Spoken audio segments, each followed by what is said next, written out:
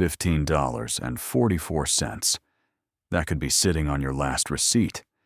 It is what a Georgia shopper paid for ham that was never in the package. Label: 4.93 pounds. Scale: 1.83. Nobody weighed it. Nobody at any Walmart weighs anything, because the number you pay is printed hundreds of miles away, and nothing between there and your cart checks it. Jimmy Rigg tested 3 more. The gap never moved. In 4 minutes, you will see where your missing pounds go. Part 1. The man who checked. Start where you start. Jimmy Rigg picks up a sealed Kentucky Legend ham. Nothing looks wrong to him, and nothing would look wrong to you. Plastic intact, label clean, printed number 4.93 pounds. And it feels light. Not dramatically, just light for something claiming nearly 5 pounds of meat. If this is worth your time so far, a like helps it reach more people. Takes a second. You have had that feeling. You have held something, thought that is not right, and put it in the cart anyway. Because what are you going to do? Argue with a sticker? He did not. He walked at about 40 feet to the produce scale, the one you use for bananas, and set it down. 1.83 pounds. The printed number was off by more than half the package. Run it on your own receipt.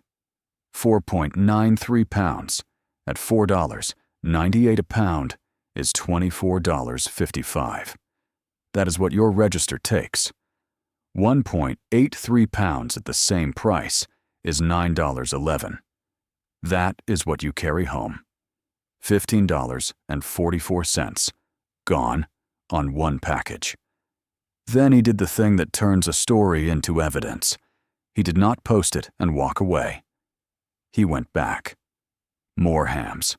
The shortfall landed at roughly 3.1 pounds every single time. Store-brand chicken labeled 4.66 pounds came in at 2.37. 3 different Walmarts, 3 different products, and the same 3 pounds missing each time. And he checked his own instrument first, which almost nobody does. He set a certified 2-pound weight on that produce scale. It read 2.02. The scale was running high, not low. Every error it could introduce would have made those packages look heavier than they were, not lighter. One wrong sticker is a mistake. The same shortfall across different packages, different stores, and different days is not a mistake. It is an output.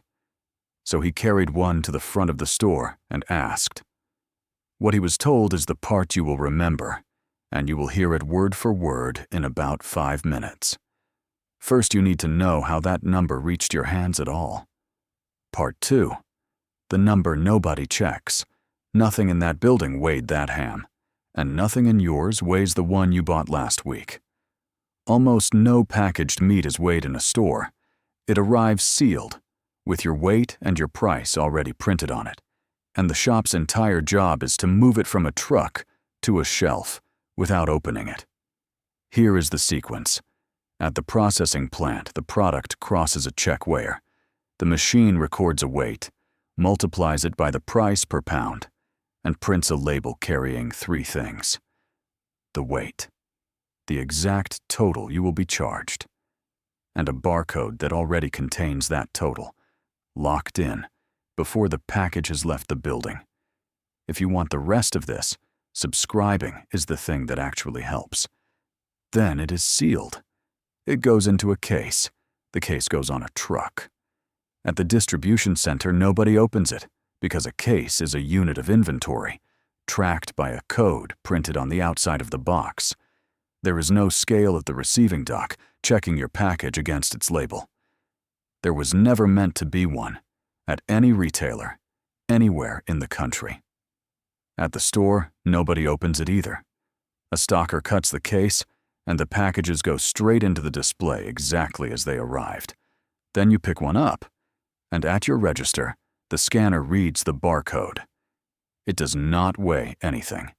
It cannot. It reads a total calculated in another state, and it charges you that. So from the second that label printed, One number decided what you paid. Call it the printed number, because that is all it is. Not a measurement taken in front of you.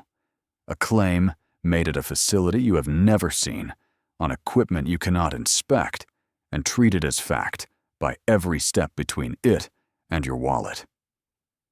Which is the question this whole story turns on. Between that plant and your cart, who checks the printed number? Hold on to it. Because the answer is not that somebody failed to do their job. Part 3. What the label actually is. Look at what that sticker does to you. It shows you a weight. It shows you a price per pound. It shows you a total.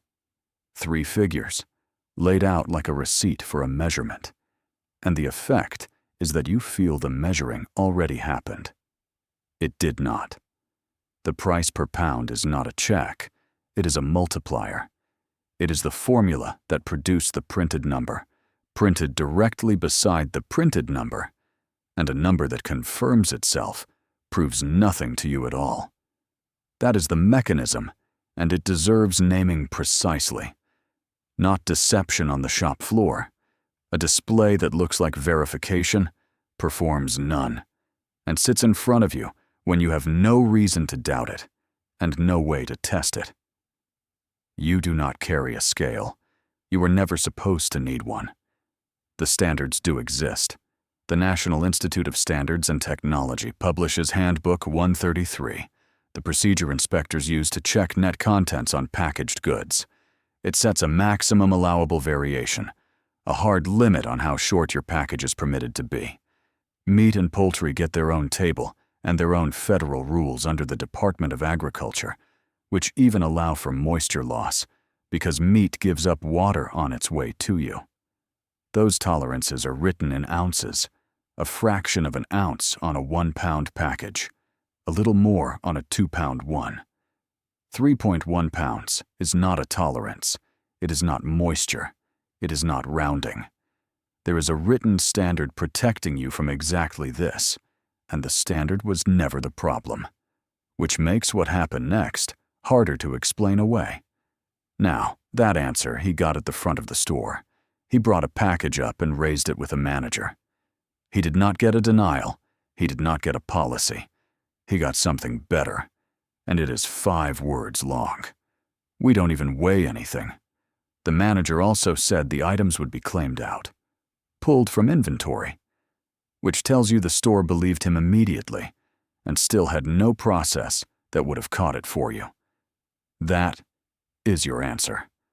Nobody checks the printed number because checking it was never anybody's job. Part 4. What is actually confirmed? Be precise here, because the internet has not been, and you should know which half you can repeat. Confirmed, and you can say all of it out loud.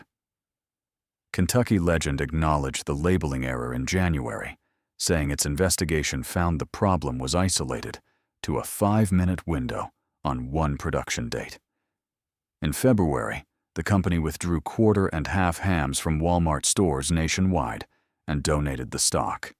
Its president, Bill Martin, said they had reinforced internal processes and safeguards for accurate pricing. Separately, Walmart settled a class action over weighted groceries for $45 million in June 2024, and roughly 3.9 million people filed claims against that fund. You may well have been one of them.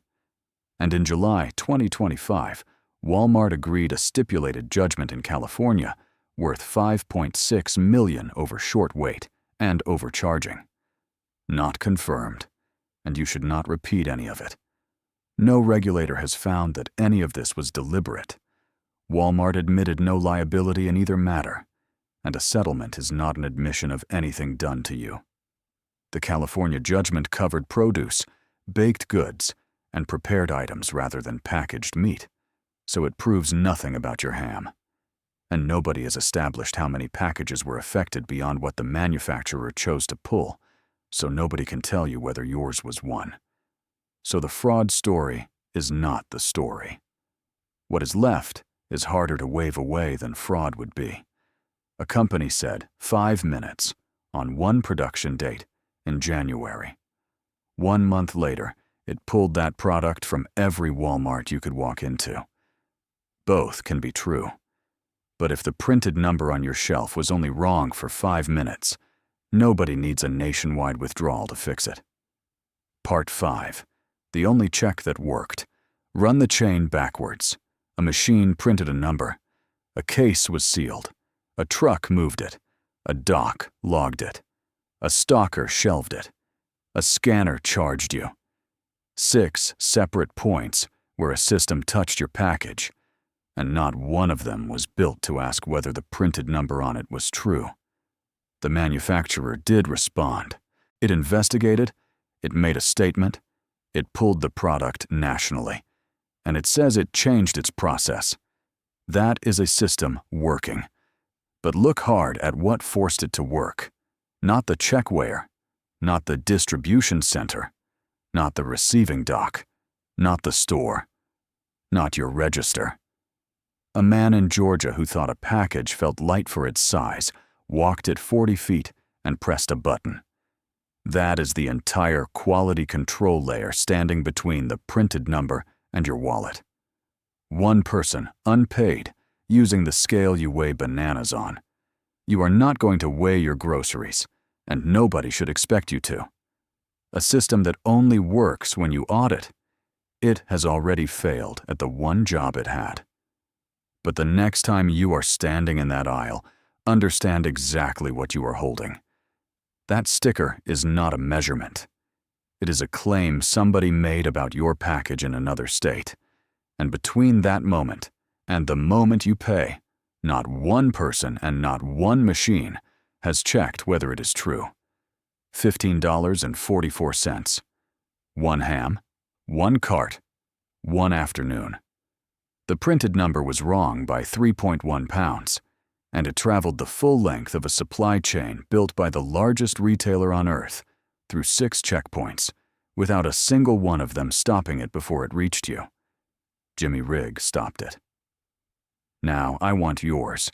Have you ever put something back because it felt wrong in your hand and then bought it anyway? Or did you actually check? Drop it below. I read them.